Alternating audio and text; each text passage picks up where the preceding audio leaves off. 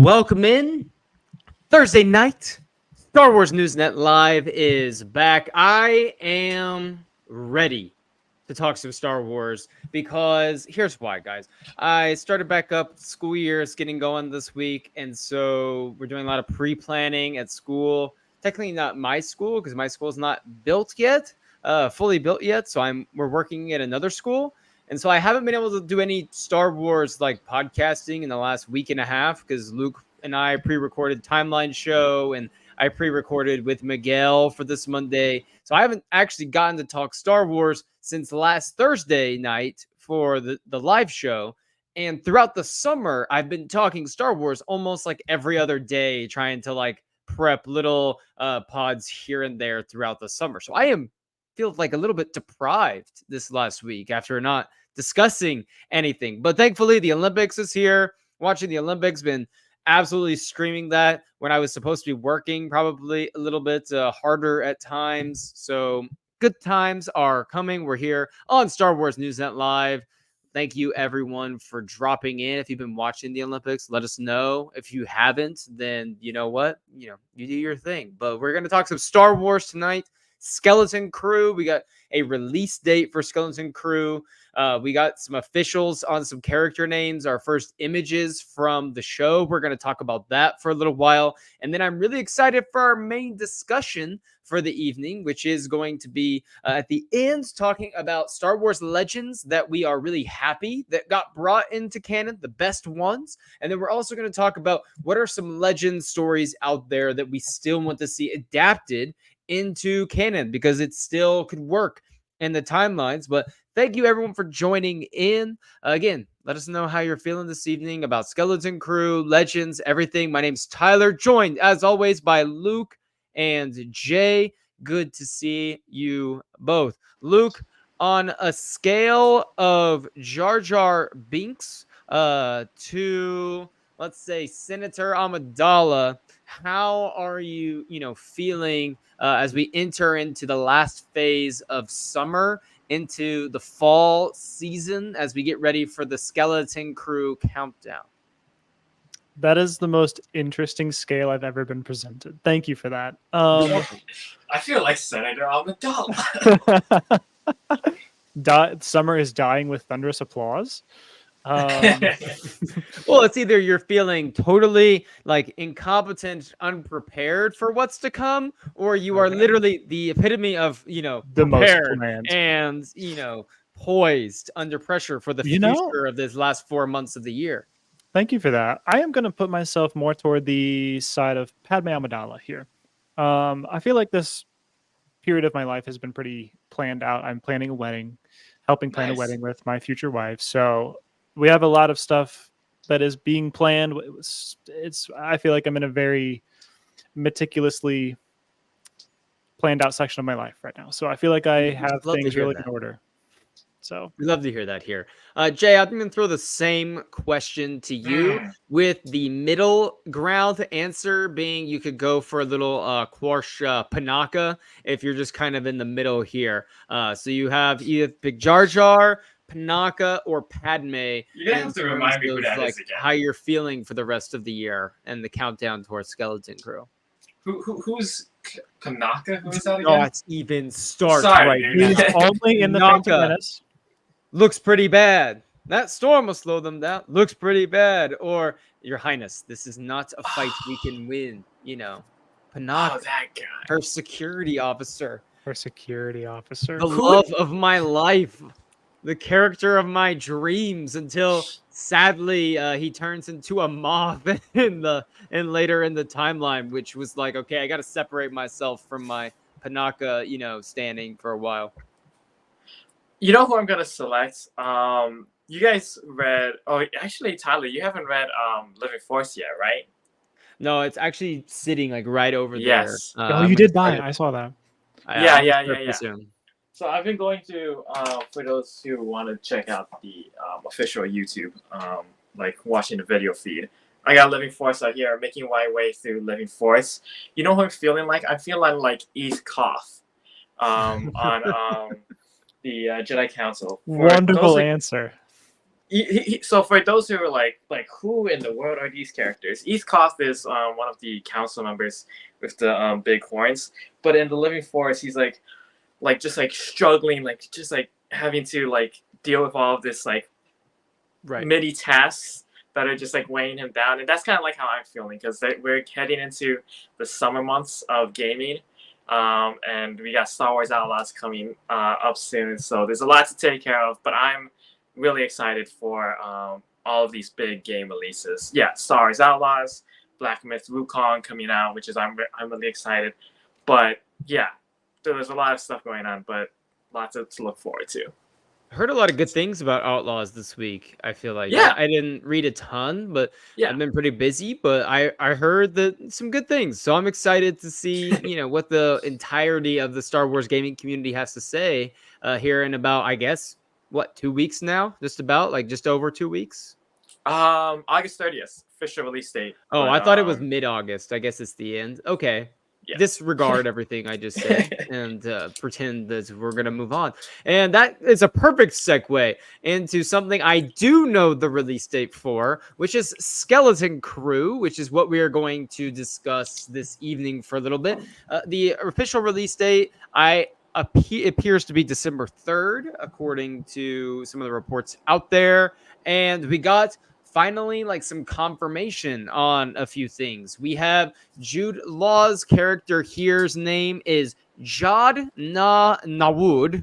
So I hope that I pronounced that okay. Jad seems to be a pretty easy name to pronounce, but Jad Na Nawood for Jude Law. We don't have any information regarding Carrie Condon's character yet, and that's the person I'm most excited to see in this show. But here we have our kids here on the far left. If you're watching on YouTube, if you're listening on Apple and Spotify tomorrow or over the weekend, just know I'm going to kind of go over some of the kid characters. So we have Wim here, and then KB has a little visor like Geordie LaForge, Star Trek Next Generation. Shouts to the Star Trek people out there. And then you have Neil, who is our what species, Luke?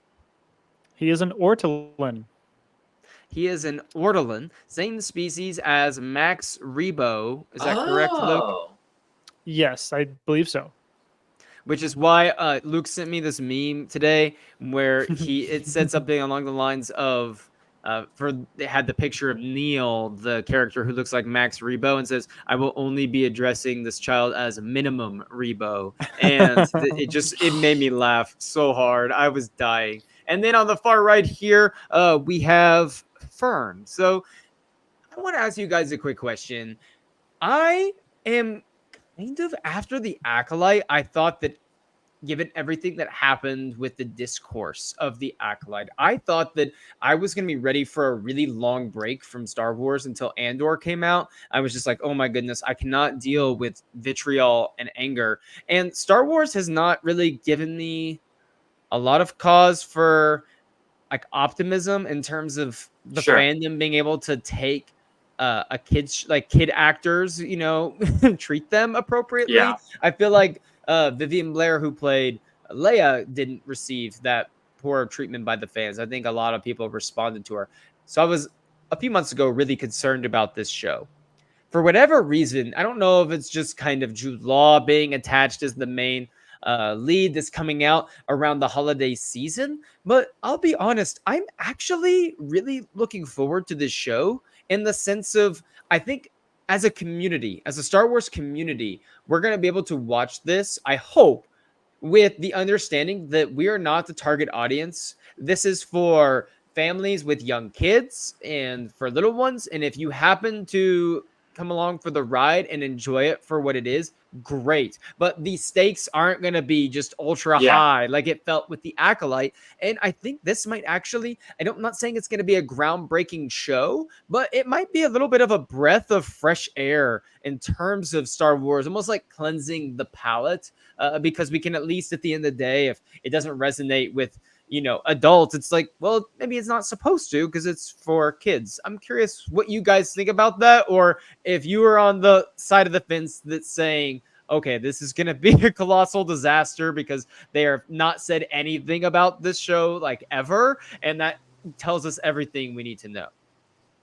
What are you? Where are you guys at on this? I can chime in. I think we are.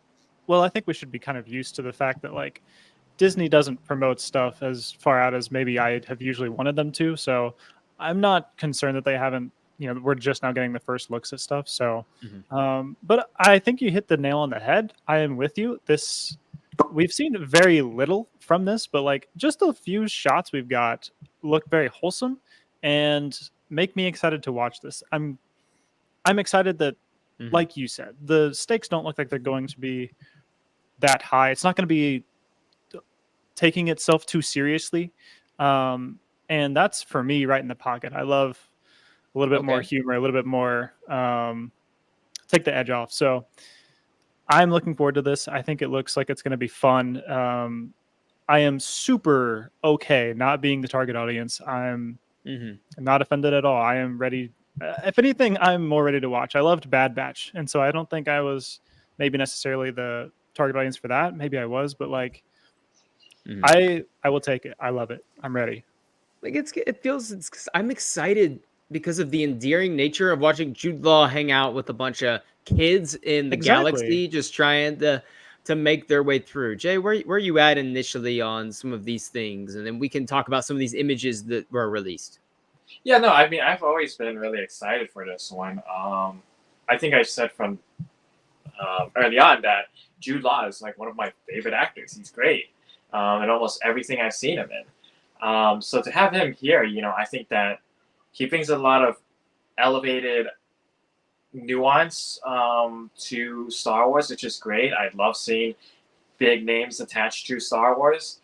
But like you said, I think that Star Wars as a whole, though, and as a community, we tend to actually give like the more childlike and more younger like audience, like the content that's targeted to younger audience a little bit more slack, because we know like, okay, it's for kids, there are kids involved, there are kids who work on this. So I think like we tend to give these things a little bit more slack, like when it comes to like Bad Batch and stuff like that. But I think that's animation. Right.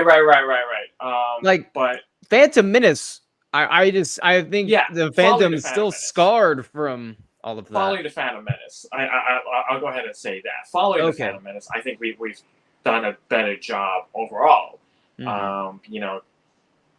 Treating these more kid-friendly targeted content as being for what it is, right? And in some ways, I think that's also helped because sometimes like our guard is down because of that, and like we've been able to like accept and actually even enjoy some of these projects like the Bad Batch even more because maybe we realize, okay, let's not take it so seriously.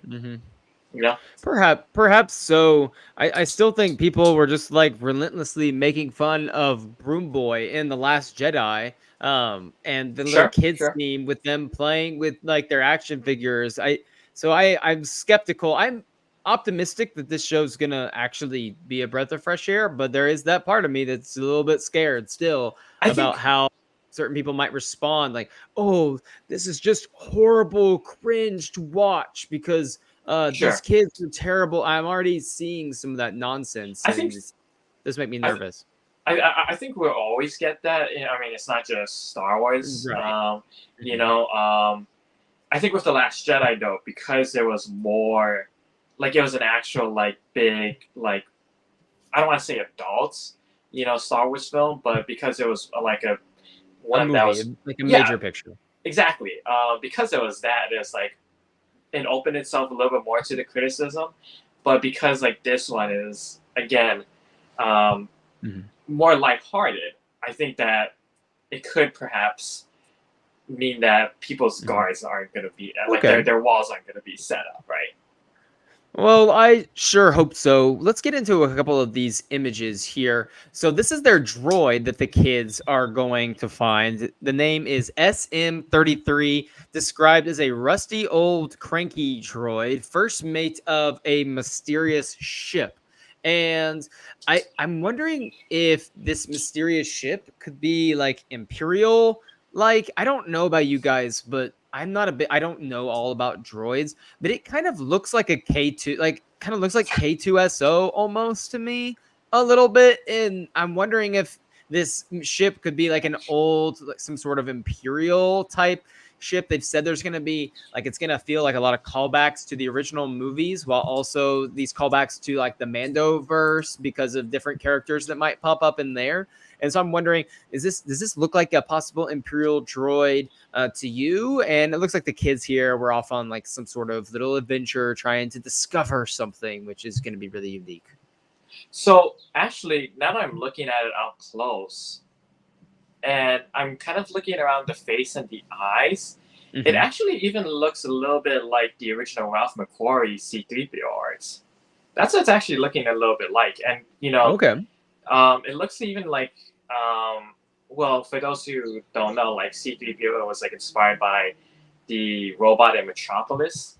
It even looks like the robot from the old like black and white film Metropolis. So again, this is from like looking at it from the side, but I think that, hey, if we get like some really like if we get some more Ralph McQuarrie, looking like the original concept art, I think that'd be really cool. Always down for these callbacks to original things out there where it doesn't take anything out of the viewing experience if you don't know what it is, but if you do, it's just a little added bonus. Luke, what about you with this droid? What are your first impressions?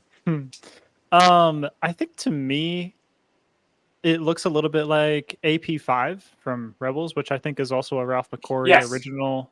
So yeah, I think that's probably what you're referring to, that I just didn't even know that. So yeah, it looks, and I think it feels like it would make a lot of sense that it would be kind of like an ex-Imperial droid, because that's kind of what we're dealing with, is Imperial remnants and them causing problems in this Mando verse. And so I think it makes sense that just like idea has crept its way into this show as well. So I think it'd be really funny and entertaining to see these kids who don't even know what the Empire is when they're trying to like diffuse or deal with this ex-Imperial droid who might just be bumbling around, doesn't know what its directive is anymore. So and I think there's a lot of potential there. Yeah. Cranky sounds like AP5. If you think about that, like the personality, if you're not familiar with AP5, for those of you who may have not seen the animated show Rebels, he's essentially this old inventory droid that the Ghost crew, the main characters from Rebels, stumble upon and kind of adopt into the family. And he has this very monotone, annoyed voice like, "Oh my goodness, let's check out the storage units in the cargo bay." And there's this like really crazy episode where he gets launched in space and he starts daydreaming and singing, and just you have to just bear with that episode because it is a trip. Luke, on a scale of 1 to 10 choppers, how good was my AP5 impersonation? That was 8.6 choppers. That was really good. So borderline, hundreds of thousands of deaths that I have just caused because Chopper is willing to just kill anyone. Let's go through. Go. Yes, Jay. I do want to mention before we move on, he's voiced by Nick Frost. Nick Frost, for those who don't know, he's a really funny comedian, and he was in the comedy movies with Simon Pegg, Shaun of the Dead, Hot Fuzz. Those are like really funny, like really goofy. Edgar Wright directed movies as well, and those are really funny. Sounds like the perfect one for the job. Exactly. To get this done. So going through the last couple of images here, we have these speeder bikes that I believe I read where these are meant to be callbacks to E.T. in a sense, and kind of give that like feeling of magic and mystery and this childlike wonder too. And it sounds like they're gonna have like a lot of fun on their little speeder bikes. And I couldn't help here, we even looks like we have like a little sidecar even action speeder bike. And so I'm looking forward to seeing what these kids do on these speeder bikes. But I'll just ask you guys really fast on this. In terms of the speeder bike look and design, how it feels, what are you hoping that they like do with this? Is this like a Stranger Things situation where they're going to get on their bikes and go on their adventures, or is this just going to be like more of like our daily transpo? I feel like it's going to be a little bit more of the daily transport type of thing. Yeah, it definitely feels like ET with kind of like just the way that it's shot, and like the bikes not being big bikes, but they're small people, and so they're kind of just like up to their waist and shoulders, and so it's something that's been Stranger Things is like there's been a lot of like media about kids with their bikes. I mean, I grew up with a bike that I was inseparable with. I rode that thing all the time, so I think I don't know. The story is my childhood too. The story is actually just about taking Neil home. This is the whole story. This is the one alien in the group taking him home. Neil, go home. Okay, that wasn't very good. Jay, how are you feeling about our speeder bike looks here? And then I want to talk about some of the directors for this show. Yeah, no, I mean, that was like the first real good look I had on it. We saw the images before, but like now that I'm like looking really close at it, and then like even before you mentioned it, I was like ET. And I'm really that right there, I think is probably like your best. That's probably their best promotional footage. Not this one that we have on screen right now, but the one with the the lighting and the sun shining in the background, and these kids just carrying their bikes along in the grass. I think that's probably like the best promotional image you can show, giving off the kind of tone and atmosphere of like, hey, it's a little kid adventure of just, hey, let's go explore a universe. That gets me really excited. So the directors for this and the showrunner have quite a few accolades next to their names. You're gonna see some big names here. I mean, we have John Watts is the showrunner. He's also directs some episodes. We have Bryce Dallas Howard, who needs no introduction given what she's already done, in Star Wars and outside of Star Wars. Lee Isaac Chung. If you watched Twisters over the summer, that's the most recent project from him. And I have not found a single person who, this is anecdotally, but I haven't found a single person who went to go see Twisters with the right mindset of what they were actually going to see and didn't have a whole bunch of fun with that movie. David Lowery, we have Oscar-winning pair the Daniels, we have Jake Schreier. This is going to be, in terms of directors for a Star Wars show, I don't, and showrunner, like all of that combined, do we have a show that has reached this level of just, that's a name, like, that's a name too, just multiple people that we can look at and say, this is like big, this is big time. I think Mandalorian kind of was close with that. Obviously we had Jon Favreau, and the other one that really stuck out for me on that list of directors was Rick Fukuyama, I believe. And dude nails it every time. Yeah, actually, I really like his work. And even some of his movies prior to making The Mandalorian were really great. So it's nice to see this list of directors who are accomplished. I just hope that Disney. His name. Okay. Oh yeah. Apologies for my mispronunciation, but No worries. No, I just hope that with this list of directors, though, I just hope that Disney will let them cook. Just let Disney hang back and let them have full creative control, because we've seen in the past with a lot of these directors, Phil Lord and Christopher Miller being the prime example, where hey, like, just let them do their work, and I want to see their vision come through. Right. It's very important and these episodes are all going to feel extremely unique if each of these people is given the opportunity to put their own spin on it. Like, I'm still trying to wrap my mind around what a Daniels episode is going to do. And then next episode is Bryce Dallas Howard, followed by Lee Isaac Chung. It's going to be really interesting to see how all of those stories get woven together and the different arcs that they're assigned to kind of do because of their different strengths and talents. Luke, what are you looking forward to most about this directors group before we move on to some legends? I think it's really exciting that we've got people who are very accomplished outside of Star Wars who still want to be attached to this universe.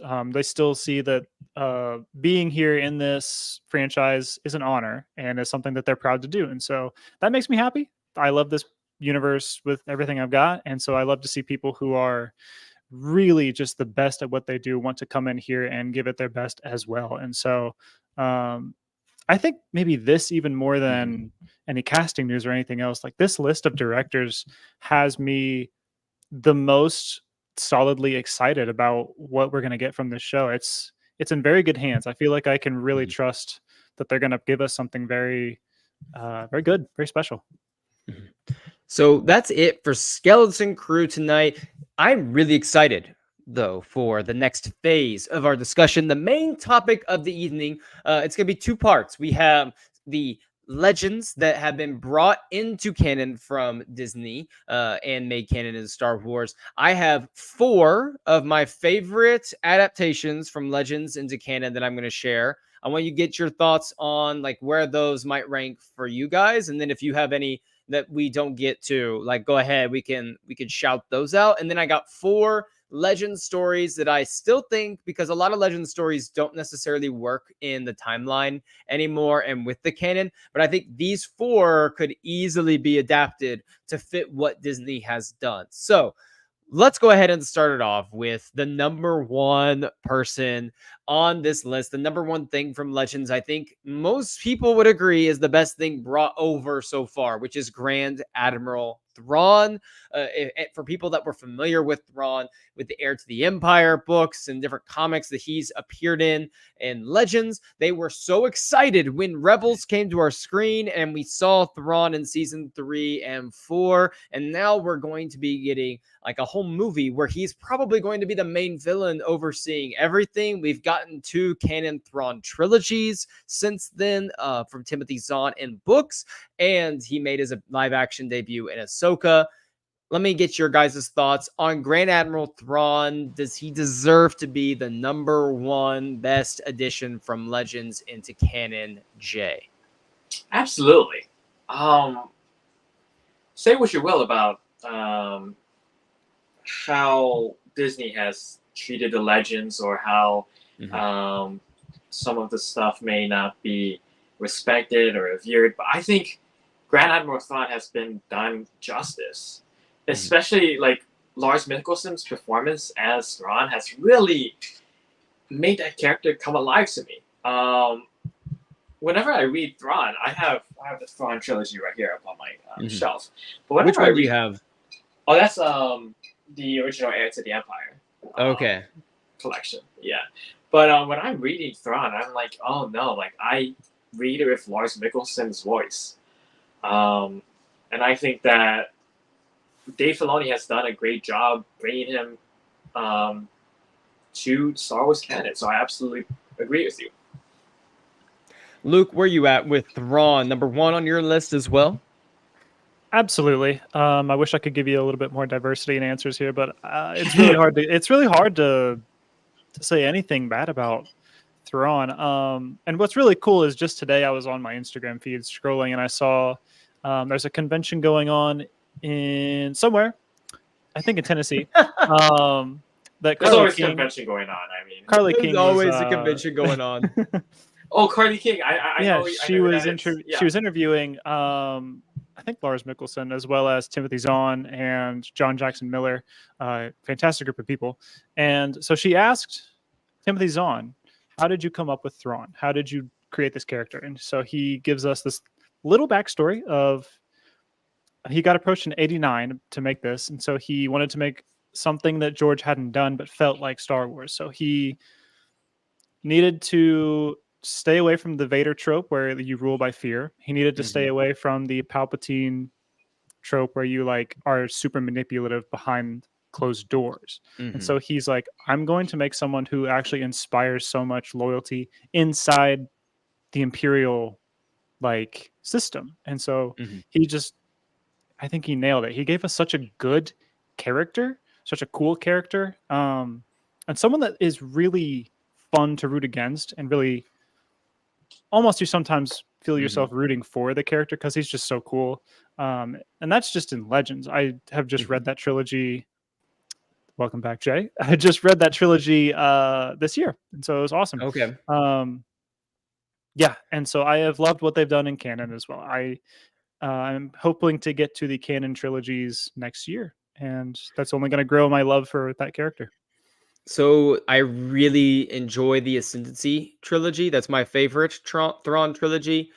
And I really love getting into the background of the Chiss and seeing something that is Star Wars but feels entirely different from Star Wars. Typically, I like my Star Wars a little more fantasy heavy with the Force and the Jedi and the mystical like nature of that. But with Thrawn books, it's very much, especially the Ascendancy books, is really hard, like sci-fi for the most part, outside of a handful of elements. But it's like a nice reprieve sometimes from that to do something different. Now, I will say that Thrawn, and I think this dives into what the comment here says, that I don't understand why he got so much hate in Ahsoka. And I think that can be explained in a couple of ways.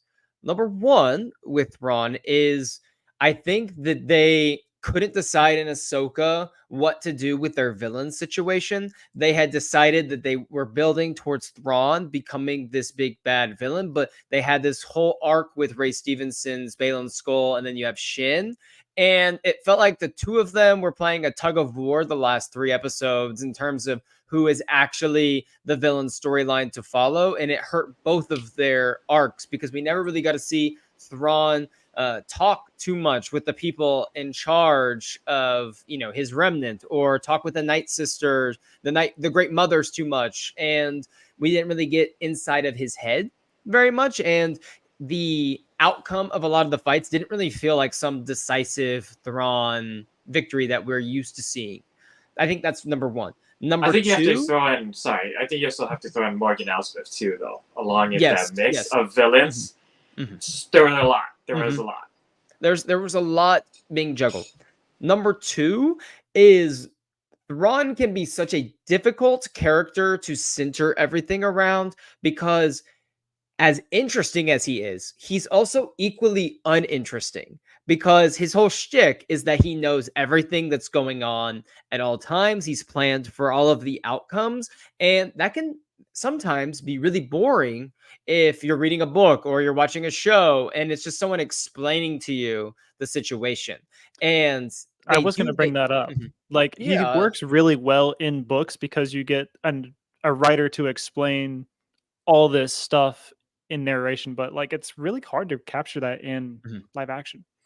Well, and in the books, if you notice in every single Great Thrawn book, they have really great supporting characters Yes. that exist. In the Ascendancy, you have these different admirals and other characters alongside Thrawn that are unaware of the full game that he's playing, the full plot that he has, and so it's hard to. You have to have that around. In Rebels, he had incompetent Imperials around him that he could string along that are learning with us because we don't know what his real thing is. And you have a very clear force going against him.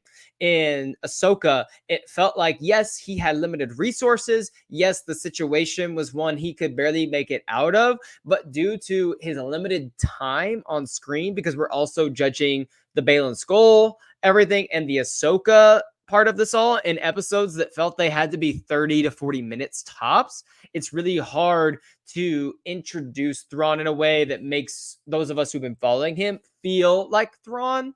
So I think that's why it fell flat for some people, because they're like, this is just another Imperial that, and they didn't do a great job of saying this, why this guy is so different. I think that is something that's easily rectified in a season where they're not maybe they have more time or more episodes to play out his role. I they're gonna have to do a really great job of putting Imperials around him and people around him that help us see through their lens, because we don't want to know the full picture of the story and then watch Thrawn explain it to us. Like I want to be like Captain like Pelion, who I'm assuming is going to Elion. be up with him, and be kind of almost ignorant of what Thrawn's plan is, and then when he executes it, it's oh my goodness, wow, you executed that, holy crap. What do you guys think about this comment here before we move on to our next one? Do you guys feel that Thrawn is more of an anti-hero now because of the canon novels? I think this is a really interesting question. I've seen this a lot. I think a lot of people do think this, and I'm gonna go kind of against that. I think he's a good person who has fell upon, his I haven't read the Ascendancy trilogy. I kind of know a little bit about that, but it seems like there's he's trying to solve the problem of the Grisk attacking the Chiss, but he's going about it in the wrong way. He's using the wrong means. He's choosing an evil way to kind of fix his problem. So it's a noble intention, but I don't think he is someone you can really root for if he's choosing to oppress other people to save his own. I don't think it's something that I can really root for, but I love the character. It's just not someone who's like an actual hero or even anti-hero like Anakin. Jay? Yeah, unfortunately, I haven't actually read the Thrawn Ascendancy trilogy just yet either. But I think that from what I gathered and from just like the brief little things I have read of the new Thrawn canon books, I think just having like that little extra bit of backstory really does give the character more depth. And like Luke said, I mean, it's like every single villain is a hero in their own eyes, right? And so I think just that little bit of depth is great for Thrawn. So he says he asked this because the canon novel Thrawn was weary of Palpatine, was positioning himself to be leader of the Empire. So I think Luke hit this earlier. Like Thrawn was all about how do I establish myself and create the best opportunity to fulfill both of my tasks, which is spearheading this empire, because we need this empire to take on the Grisk threat that's coming, while also securing the Chiss. And so when we're reading novels from Thrawn's perspective, or from someone who's following Thrawn's perspective, we're going to understand like what his thinking is, which is, I'm doing these things for X reasons, which is to fulfill the empire and do this. But because we know what the system of the empire is, which is evil, like 100% evil, and Thrawn is knowingly pursuing that evil because he knows it will help his ends essentially be met, does make him like a 100% a villain. Now he's a different sort of villain because he's not like laughing maliciously, but we've seen Thrawn, have no problem if the situation calls for it, just obliterating entire groups of people if that's the case. The fact that we're even having this discussion just shows how great of a job Disney and Lucasfilm have done introducing Thrawn back into the canon with his trilogies, with Rebels, now hopefully moving more into Ahsoka and Dave Filoni's movie. Hopefully we're going to have a lot more interesting Thrawn discussions as we go. That brings us to number 2. This one might be a little bit more controversial. I don't think so, but we're going to go with Boba Fett escaping from the Sarlacc pit. He does so not once, but I believe twice in Legends, maybe a third time. I can't remember. Legends gets a little bit wonky. But Boba escaping from the Sarlacc pit is my number 2, just because the mystique and the aura around Boba Fett was so intense for so long. And even though for a lot of people, the Book of Boba Fett wasn't exactly what they were hoping it to be, it still established Boba as a main force to be reckoned with in this Mandoverse timeline. And I'll be honest, I enjoyed the story with him and the Tuskens. It was different than what I was expecting, but I did enjoy parts of the Book of Boba Fett, to be sure. But what are you guys' thoughts? Boba getting brought, back from the Sarlacc pit in this canon way. I think it's pretty cool. I enjoyed also the Book of Boba Fett. I'm with you again. I didn't really see the Tusken Raider arc coming, but it was cool. It had something to say. And I know that I think I've said this before, but it's super relevant right now. I think we're in the generation that didn't really like latch on to Boba Fett as our like childhood like cool guy character. That was kind of like the John Favreau generation. Like they all had that, you know, action figure that they're playing with. Is a really big deal for the people who grew up as kids watching the original trilogy, Right. which I think is awesome. So there were a lot of stories revolving around him in Legends, and how cool he was.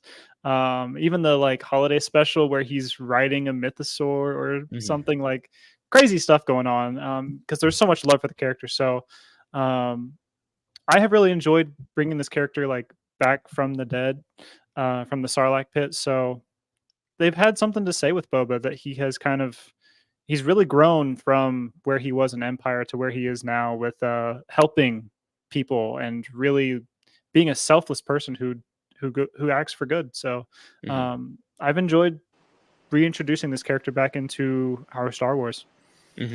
And I think everyone collectively agrees that in the Mandalorian season 2, episode 7, when Boba is back aboard, you know, Slave One, or what's the name of the ship that's kind of like the name they have for it now? Spitfire. It's something like that. Yeah. Yes. I can't remember. When he drops the, oh my gosh, now I'm blanking. The seismic charge at the end of episode 7. That was just beautiful. Jay, what about you? Where are you at? Where does Boba maybe rank on your list? Coming out of the Sarlacc pit and Big Brack. Where does that rank for you? It's high up there, for sure. I mean, probably. I'm not sure if it's like I would put it as high as you did, but it's a good inclusion, and I'm glad that Boba Fett, like all of us, are. I'm glad he's back.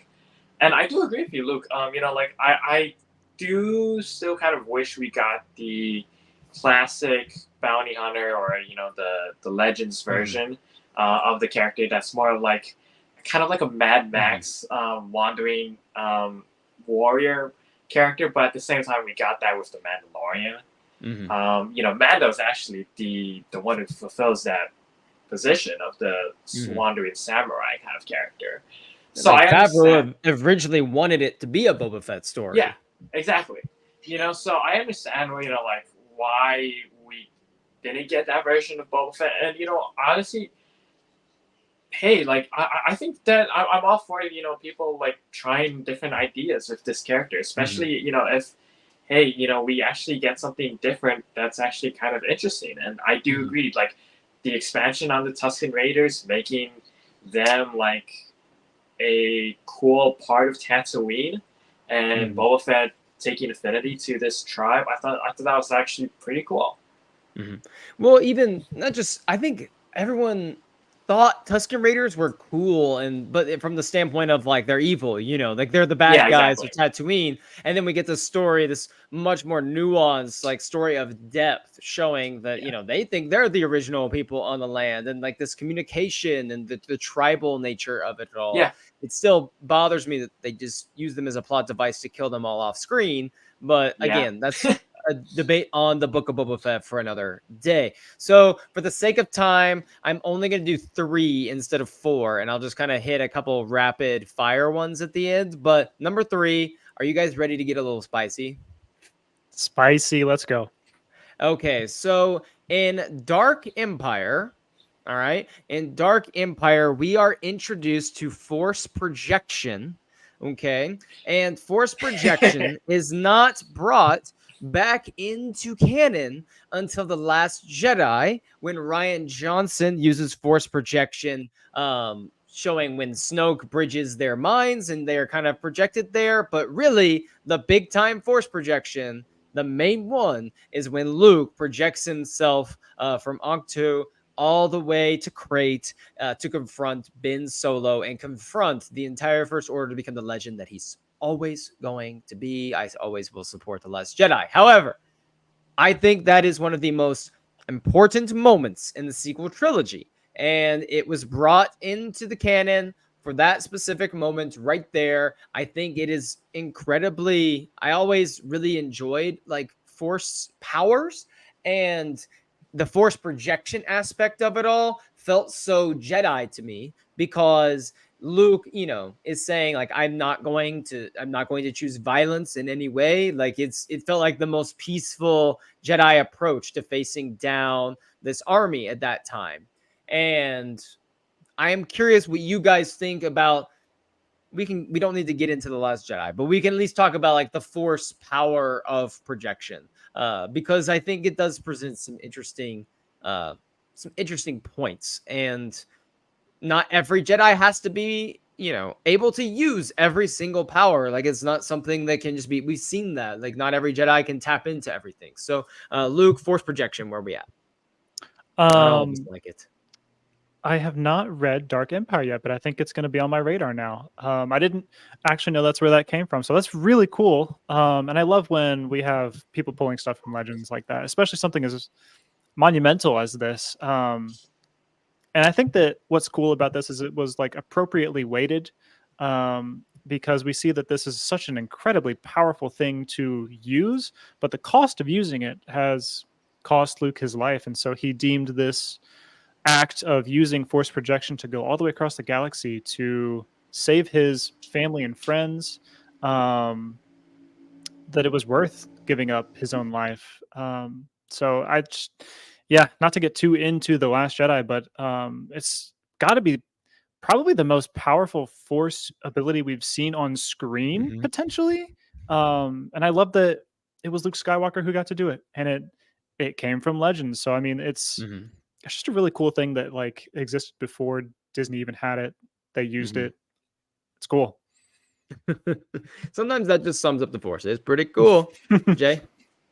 Yeah, I mean, I think that love it or hate it, you have to expand on the force in some ways. And force projection, whether you liked its inclusion, I think it is cool to actually see more force abilities. And so I wouldn't rank it like super high, like you did, Tyler, on your list.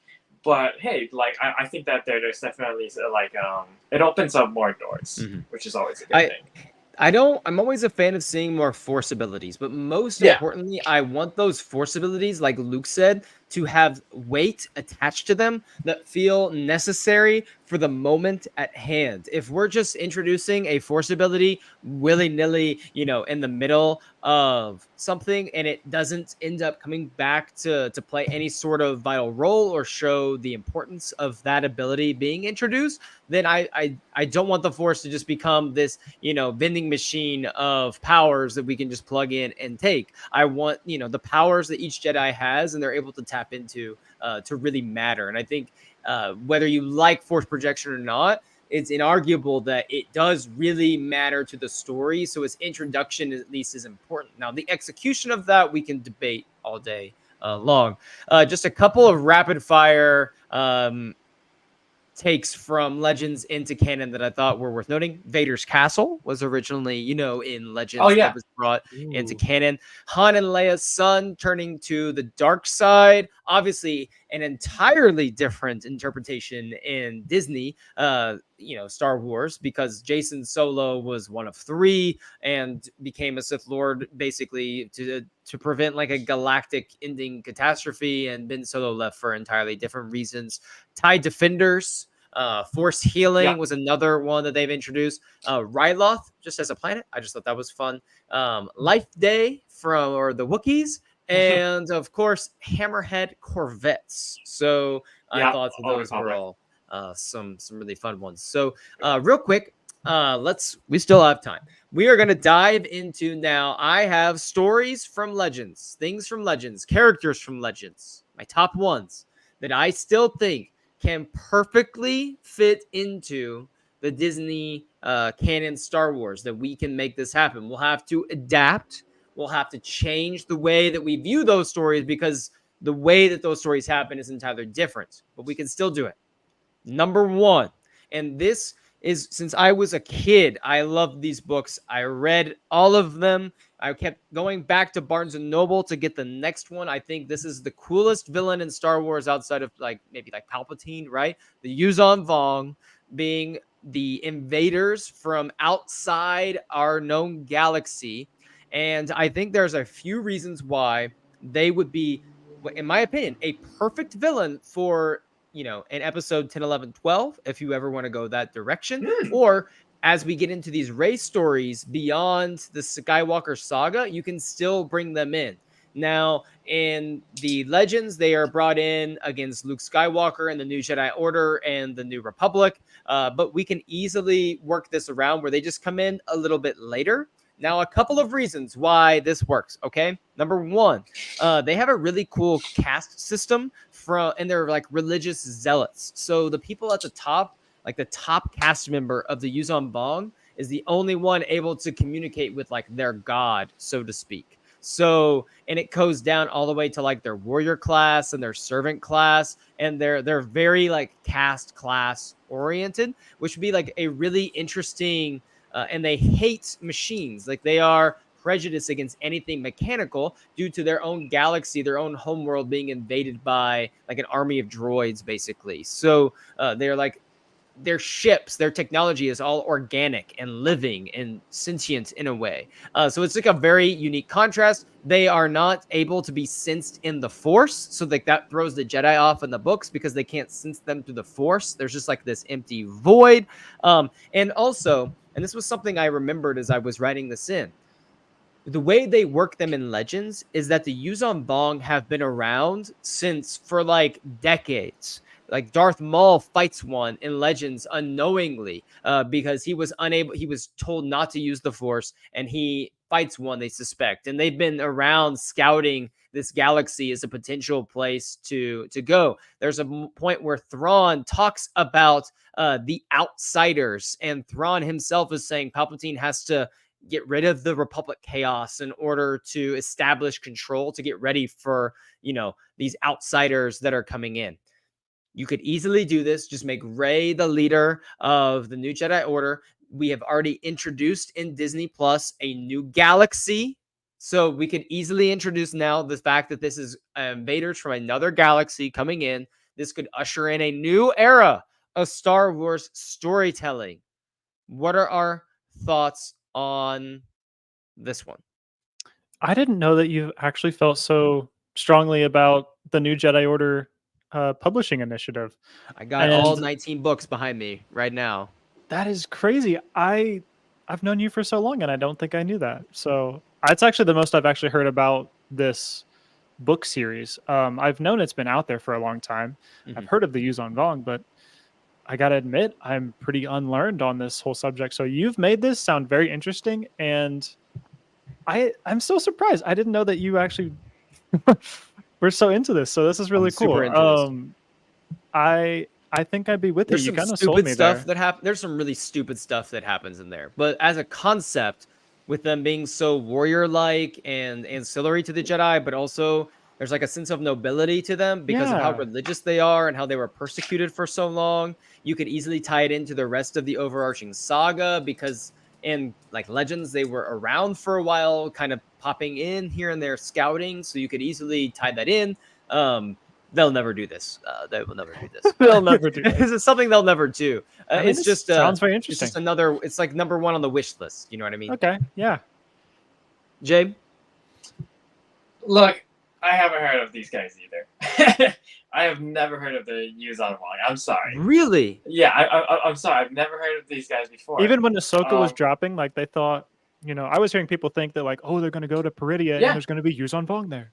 No, I'm sorry, actually. Never heard of the Yuzon Vong. That's fair. That's fair. Yeah, to be honest, I'm not digging it. Like, really? Yeah. What about the Yuzon Vong does not sound interesting to you? I'm curious. So I'm trying to look back into Heir to the Empire, and what are the creatures? The Isalamiri. Yes. Those are like force blockers. They block out force abilities. So that sounds like kind of a similar-ish. Exactly. They're not force blockers.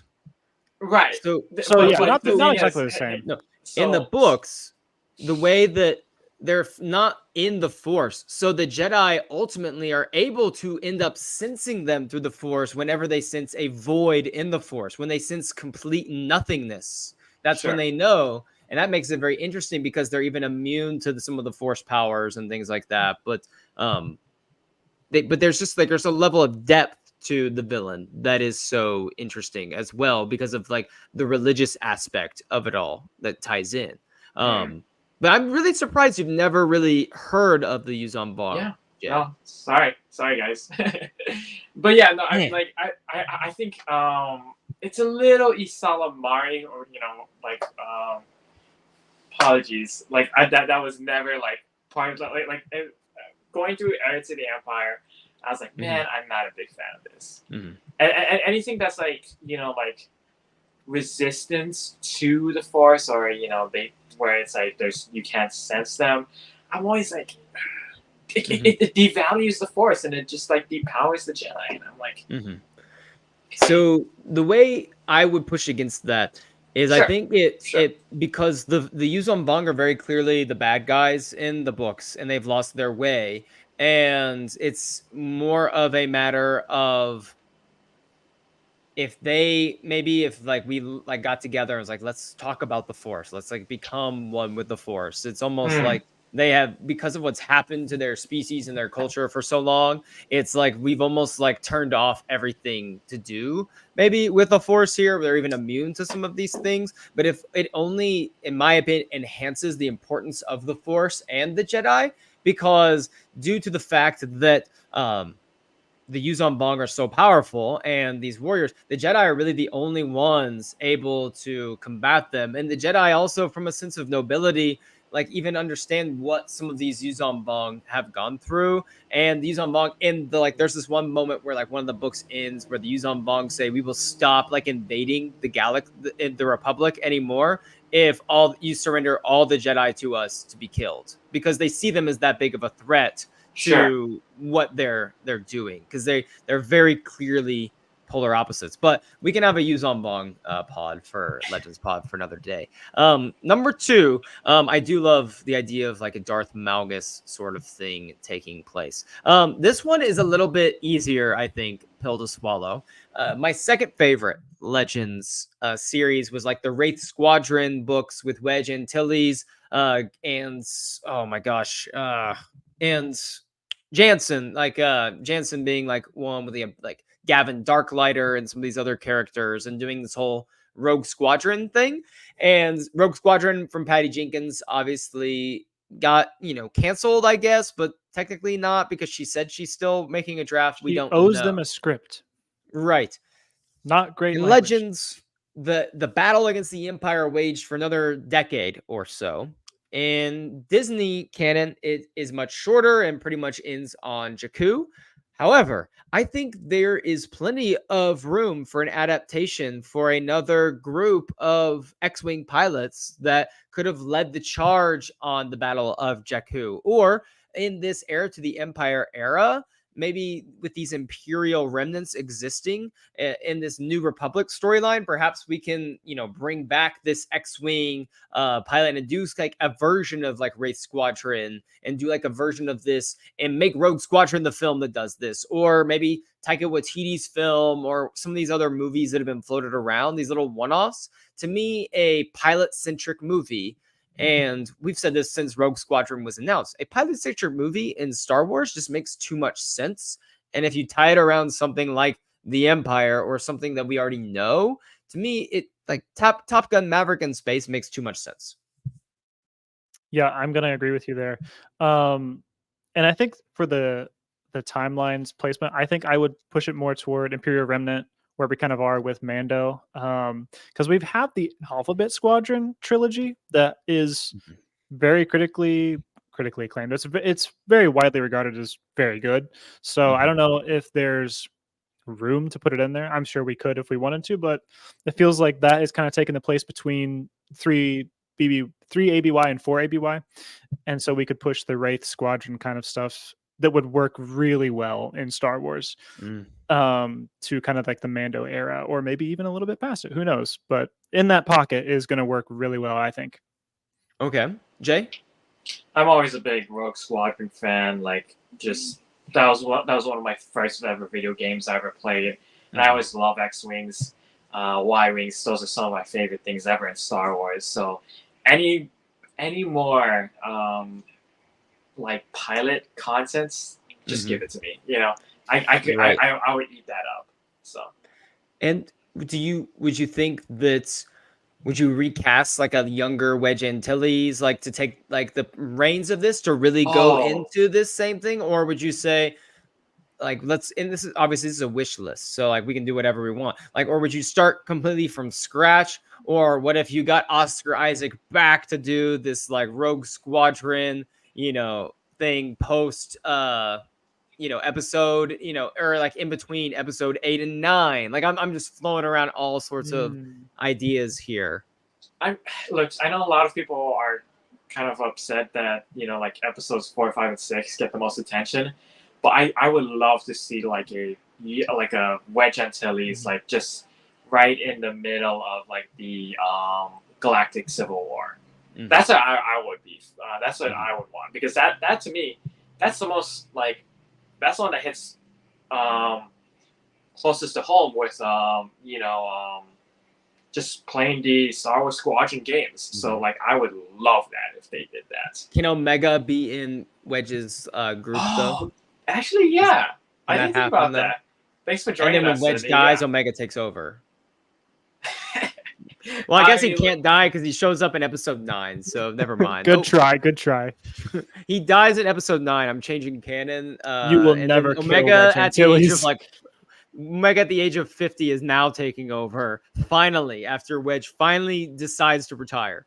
Moving on. I have 2 more. I'll let you guys break I'm deadlocked here, so I want you guys to break the tie on what should be the next story that we bring back into Legends, okay? Or into canon from Legends. So one would be, for those of you who read the Darth Bane books or are familiar with the Darth Bane line, the original, like he founded the Rule of 2, doing something with Darth Bane, or taking Knights of the Old Republic and adapting that and bringing that fully, because they've taken some characters and some things, but they've never, the Old Republic slate, that whole timeline is completely like a blank canvas for them right now. So would you rather have a Knights of the Old Republic adaptation, or would you rather go into the origins of the Rule of 2 with Darth Bane? Jay, I think I know where you're leaning right now. I mean, I'm glad you brought up the Old Republic, because that was something like I wanted to talk about. I was like, actually the Old Republic is part of like the official timeline, but there's nothing there. I mean, besides maybe like the video games, which are somewhat acknowledged, there's somewhat canon, there's somewhat not. I mean, like, they're great. I love the games. And I wish they would give like that era more attention, but I don't think an adaptation of the games is actually like the way to go. If you're gonna like make more Old Republic contents, just make more Old Republic contents. Don't actually like I like, as cool as that stuff is. Like, dude, where's Knights of the Old Republic remake? Give us the game. Like I'd rather have like it be in the game format. Versus actual like movies. So if in this case, because it's something new that hasn't been brought to like the bigger mainstream light of Star Wars, do Darth Bane, make that like a bigger like series or whatever. So that's where I'm coming from. Luke, where are you leaning here? Yeah, I'm actually going to go with the Darth Bane stuff. I feel like we got some good coverage from UJ on Old Republic. I haven't really dived heavily into that area, but I think it's pretty cool as a concept. But I have read some Darth Bane books, and I have really enjoyed them. They're really kind of cool to dive into some Sith lore that isn't canon right now, but I think there's not a lot stopping it from just tweaking it a little bit and throwing it in, just writing some new stories to canonize that character and some parts of that story too. I think there's a really interesting relationship between him and Zana, his apprentice. So, and I think Drew Karpyshyn, who wrote those books, did a good job of giving us a foil for those characters who is on the Jedi side. So it's really cool how he does a dual kind of storytelling in those stories. And so I would really enjoy getting some more Sith lore and exploring this powerful, wonderful character of Darth Bane. And I want to be clear that I do know that Darth Bane himself is canon. Like we see that in canon Star Wars, that that he is canon, that the rule of two that he establishes canon. But what we're talking about here is more of the full story with Darth Bane that is not considered canon. Like those books are considered essential legends books, which is basically Disney's way of saying like a lot of this can be interpreted as possibly being true without actually happening necessarily. Some of it because they are picking and choosing the parts of legends that they want to include. What we're wanting is say, hey, we don't have to do verbatim these three books, but what if we got our own adaptation of a Darth Bane rule of two and we're able to incorporate that? So guys, I think that was a pretty fun discussion. It was good. I love talking about this. That was really fun. We could talk about this for a long time. I think there's a ton of other things we didn't even get into that are possibilities with legends being brought into canon, but other things in canon that have been brought into that we hasn't. Nate, I am proposing making the Yuzhan Vong canon or an adaptation of the Yuzhan Vong. Get him, Nate. Something along those lines. Obviously, a completely different story would have to be told, but I would be interested in something being done. I'm always be interested in whether it's going to be realistic or not. Of course, it's again, all of these are the wish list, the dream things that we know will never happen. But what's the point? It's August and it's August 1st. Like what we want to talk about for the next 4 months. We'll get into it. Anyway, thanks for joining us tonight, everyone. Make sure you go to Star Wars Newsnet for all of your Star Wars news. We cover everything from books, comics, movies, TV shows, toys, theme parks, video games, as Jay is going to be bringing us a lot of Outlaws coverage over the next month. Make sure you check us out on Apple and Spotify. Literally in about 10 minutes, I am hopping off here to record a podcast with our friend Paul about Rey Skywalker, where we left her and what we hope to see from her in 15 years at the start of the New Jedi Order film. That's an easy answer. She's facing the Yuzhan Vong. She is facing... No, I do not want that to happen. I want to be clear. I do not think that is a good way for this story to go. Make sure you check us out. That'll be coming out on Monday. Saturday, the next episode of the Timeline Show is scheduled to drop. I did not sing this week for the Timeline Show. I'm sorry, everyone. For that, I'm going to be in a little bit of a retirement from my singing days for a little bit. Luke and I are actually recording another Timeline Show episode tomorrow. And then Jay, take it away on Good Games Dude. Yes, Good Games Dude is my YouTube gaming channel that is for beginners and for advanced gamers who want to grow on their appreciation of video games. I have a new video going up tomorrow talking about Metal Gear Solid and why it is a gaming essential. So no matter if you are just a casual who only plays as Snake and knows him from Super Smash Bros., or have followed him on his journey ever since the 90s, please join me on Good Games Dude tomorrow, as I'll be putting out a video talking about, again, Metal Gear Solid and why it's a gaming essential. Very, very nice. Luke, tell people why they should check out the Star Wars Timeline Show on Saturdays. It is because that's where Tyler sings. I mean, exactly. Other than that, we get his rendition of the Kubops. But it's a wonderful show where we just have a really good time going through every single Star Wars story in canon. And we're making our way through the High Republic right now. We are 5 episodes. We've made 5 episodes about Young Jedi Adventures. We have 8 more to go. We will be jumping into some books. We will then be in the prequel, original, sequel trilogy era. So we're making our way through this entire universe that we all love so much. So it's just a lot of fun to hang out with us on that. I did give my best Utini for the Jawas that show up in this week's episodes, and High Republic I did Jawas. about we talked about a lot of gardening because there's a gardening episode, so all the hype is there. Thank you guys for joining. We'll see you next Thursday at 10 o'clock Eastern time. Hopefully I have a classroom by then.